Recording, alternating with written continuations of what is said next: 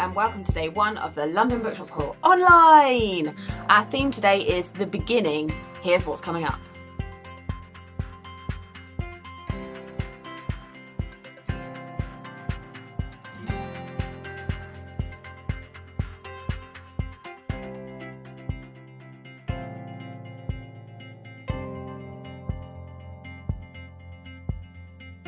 I'm Bex, founder of the London Bookshop Crawl. I am an ex-Londoner and I now am based on the coast of Kent. I'll be answering more of our 5 quick things questions over the next week, but for now, here's one of our founding bookshop crawlers, Lauren, with hers.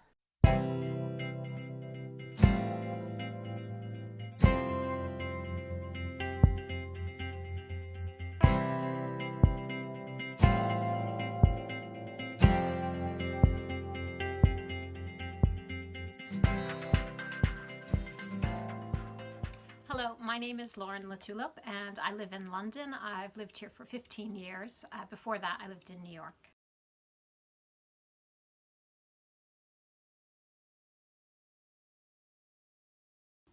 What I like about the Bookshop Crawl is the gestalt, the whole thing of it. I love walking with people that I don't necessarily know, but we have something to talk about because we're talking about books, and we're also going on an adventure because we're exploring new places.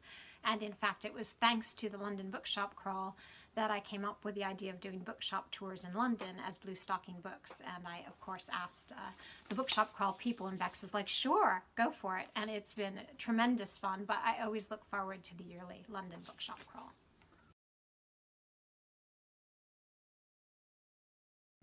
Choosing my favorite bookshop is impossible. I work for the Second Shelf, which is a bookshop selling rare and collectible books by women and non-binary authors in London. But I also love the kinds of bookshops where you can just go through boxes and boxes of hidden books and find treasures at kind of almost any price. So that kind of bookshop, like any amount of books, is a favorite.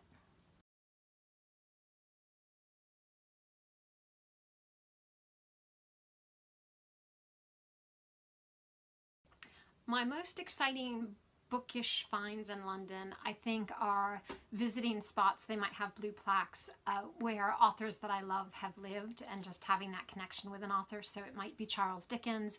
I mean, Dorothy Sayers, I was so excited when I saw her blue plaque where she had lived. You know, she was supporting herself as a writer, and a lot of women worked very hard as writers, writing for magazines, writing all kinds of books in order to support themselves and their families. And she was one of those examples, and somebody whose books I really love. So that's meaningful.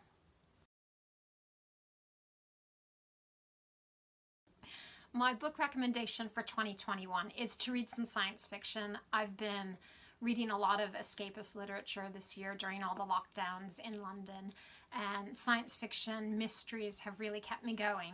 One author who I hadn't read before, who's extremely well known, but you may not have read either, is N.K. Jemisin, and I would recommend this book, which of course is very New York, and if you have been to New York or you want to go to New York, it's great fun.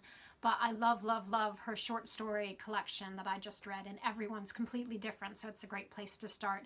And that's called How Long Till Black Future Month. So I highly recommend that, but any book by this author is a good place to go.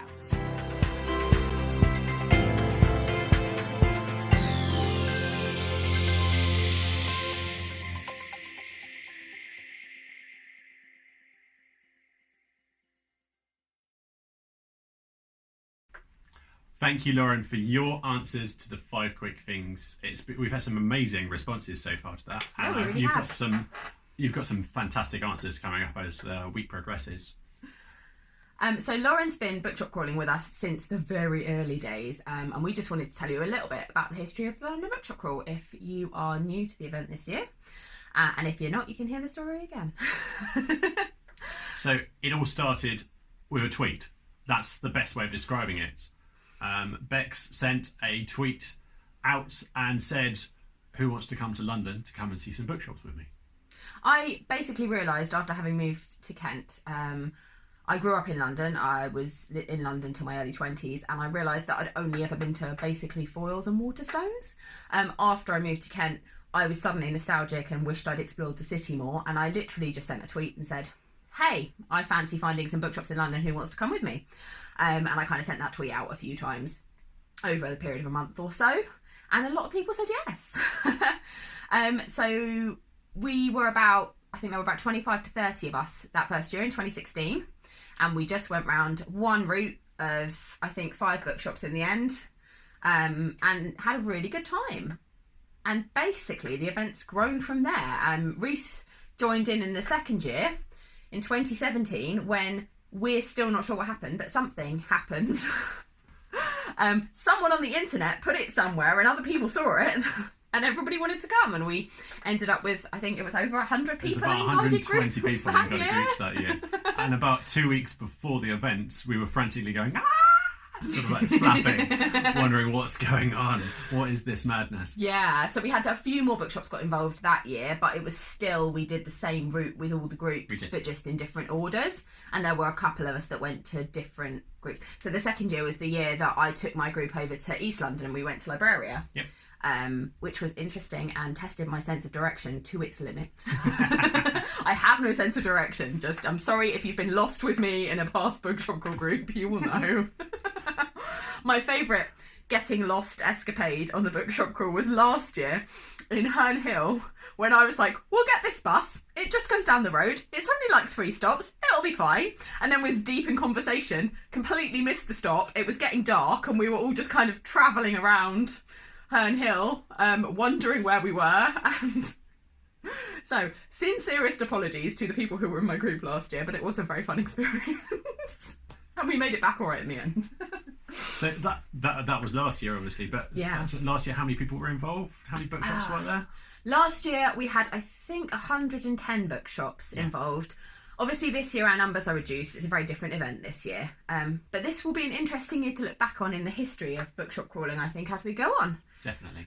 Because since 2017 is what we refer to as our frantic year. Because it was all very last minute organised and very frantic. And then by 2018 we put a plan in place and we came up with what is now our general format for our live events, where we do... Still only one day though, wasn't it? It was still only one day in 2018. It was just the Saturday. So we did our guided groups, I think in the morning on Saturdays. Yeah. That was the first year we ran them just for the morning. And then everybody did their own thing in the afternoon. And then 2019 was the arrival of the Bookshop Crawl weekend. So we extended the event, and it was also the introduction of Bunk Off and Bookshop, which is my favourite event that we run now usually, and I'm really going to miss it this year, but hopefully, fingers crossed, we'll be able to be back for 2022. So we've basically, as the year's gone by, just kind of added things in, taken some things out again if they didn't work, or fiddled with the way we do them so that they work best for everyone. Because the thing is here, we have no event organising qualifications. Before running the London Bookshop Crawl, I'd not really organised any events. I'm not a tour guide by profession. I'm a socially awkward, socially anxious person who somehow ended up organising a social event. So I always try to be really clear about the fact that I'm not a tour guide. Some of our wonderful volunteers are amazing at guiding, including Lauren, whose video you just saw. She runs bookshop tours in normal time in London between the bookshop crawls. And she's fantastic. She's a fountain of knowledge. I am not that person. We have different styles. But I'm trying to be okay with that. I'm trying to accept my strengths, which is, somehow having got to the point where we're on the 6th year of an event I never meant to create. So I'm the complete opposite. With my tour groups, I know exactly where I'm going, mostly because I've done the same route each year. That's not a bad thing, though, because I think that sort of homed in which bookshops it is that I know will be really good for people to go to. What is your favourite route, out of interest? What's my favourite route? Now that's a question. I absolutely adore the Richmond and Kew route that we do. It's been a favourite. I think we've done it since 2018, and the bookshops are amazing. All the bookshop owners, like Richmond and Kew bookshop owners, if you're watching this, I love you. And your provision of things like tea and biscuits, and it generally seems to be raining when we visit you, so it's really nice to kind of hide out for a bit. And just such knowledgeable people willing to chat to you about books forever and recommend you things, and it's also, it helps that the bookshops are like close, it's easy. I'm very familiar with the route because I grew up in that area, so that probably is why I feel so comfortable there. But yeah, that's probably my favourite route to do. I know what you're going to say for yours. What's your favourite route? Yep. Do you? I know what you're going to say. Can I surprise you? Yeah, go on then. I've got 2. I've got two. I really, really love around King's Cross. That's the one I thought he was going to say. That is my favourite. I feel so at home in that area. That is an incredible place to be. There's so many amazing bookshops. We start off at the British Library. We go down to Gaze of the Word. We go to Judd Books. We often go around to Persephone if we've got the legs to get all the way around there. Back up to Word in the Water. Word on the Water. Back up to Word in the Water after sort of like trawling through the train station to go and wave at Harry Potter. And it's such a beautiful and iconic route. I love doing that one. And so much so, I think we did it twice last year. Yeah, you did it on the Sunday, did it on the Saturday and on the Sunday. Afternoon. It was so popular, that route. That route always sells out really quickly. I guess because it's in central London. But it's very easily walkable and it's full of interesting bookshops. It's not a route where you get a lot of the same thing. There's a lot of variety on that route, I would say, because there's Houseman's there as well. The Radical Bookshop, which we love. Amazing. That's one of my favourite bookshops, I think. I think there'll be lots of people talking about that in their 5 quick things coming up. And then my other one is Portobello. Oh, Notting Hill. Yes, I do love the Notting Hill route, I have to say. Notting Hill was the first Bunk Off and Bookshop route that we did, and it was a lot of fun. I mean, why wouldn't you love going to a place that's got a bookshop that is just cookbooks? It's amazing. And you get to walk down Portobello Road. So we did it the year after I did it on the Friday. I did it as a Saturday morning group, which half my group didn't turn up for, so it ended up being a couple of people I didn't know and then a load of people I've known since I was 4 and my son and me. And we walked down Portobello Road when the market was in full swing, and we stopped for like snacks and to look at antique stalls on the way between bookshops. That is a lovely route to do. Iconic movie set you'll find in Notting Hill if you happen to be walking down Portobello Road is the outside of the shop that Paddington is Mr. Gruber's shop in Paddington, the Paddington film. So that was very popular when we did our Bunk Off and Bookshop, even though it was closed because it was a Friday, so nothing's open in Notting Hill on a Friday. But I was like pointing at it, and also George Orwell's house is there. There's a blue plaque for George Orwell, so there's lots of interesting literary stuff in the area. So as you can see, basically what we're trying to say is since we started, we've progressed. We've progressed so much so to this year, obviously, we've ended up doing a whole week worth of content simply because we want to yell and shout out about bookshops as much as possible. Yeah, and you will see throughout this event and in all of our events, but this year more than others, we are talking about the bookshops that have registered. We are spotlighting them. We are doing everything for them, but also on our big list we've left all of the bookshops that took part last year as well, because so many bookshops this year, that either all their staffing is going into all their orders, which is brilliant that they've got enough to be able to do that, and they haven't really got any extra energy to dedicate to us, which is fine. Or they're not open, or they're not able to join in for whatever reason. But that does not mean we love them less. And that doesn't mean that we want you to support them less. It's not the case at all. And it's always been the case with the Bookshop Crawl that bookshops are as involved as they would like to be, or as they are able to be. And some bookshops are able to give away swag bags and to give away discounts and to put on talks for us and to do this, that and the other. And some bookshops aren't. And that is not a reflection of how much they want to be involved in the Bookshop Crawl. It's a reflection of their ability at that time. And I think that it's important that although we all get very excited about discounts, and you should check out the big list because there are still quite a few this year. There are.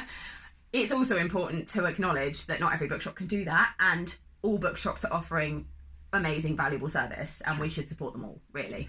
Very much. And particularly with the ones at the moment that are closed, I would like you all to go have a look at the big list and plan for the future, because when they reopen they really are going to need our support as the ones that are open now do. So I just think I'm just throwing my 2 pence worth about how we promote people. We basically promote everyone unless they've asked us not to. We'll promote you. So if you'd like us not to promote you, please do email me and tell me. Otherwise I'm going to tell everyone to come buy books from you. So yeah, that's the history of the Bookshop Crawl in a very small, very quick guide. Although double the length you were expecting it to be. I was only for about 5 minutes. We seem to have rabbled on for about 10. Never mind.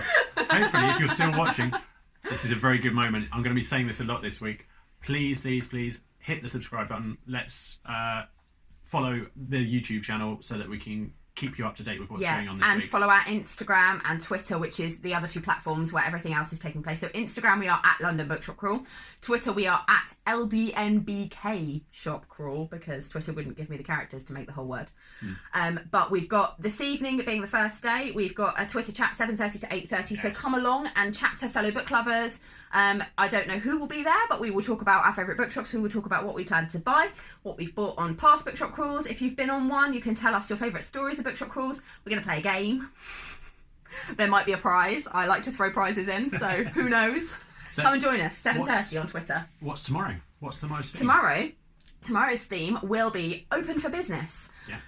So we'll have our Instagram bookshop spotlights, which you can check out today's, which will be coming up throughout the day. We will have those every day throughout the bookshop crawl, 5 a day. We also are going to have another 5 quick things video. I had a temporary brain blip. And then in the evening, we've got our first discussion here on YouTube, which is going to be bookselling in a pandemic at 7:30 between myself and Oliver Cable, who is a bookseller from Word on the Water. Amazing. And you can hear all of our thoughts about the last year, basically, in bookselling. So enjoy today. Go check out the big list. Buy books. Use the hashtag London Bookshop Crawl and tell us you bought books, and then I will share you everywhere and tell everyone that you bought books, because books are exciting and we like them. Very much so. Walk away. Oh, great! Bye.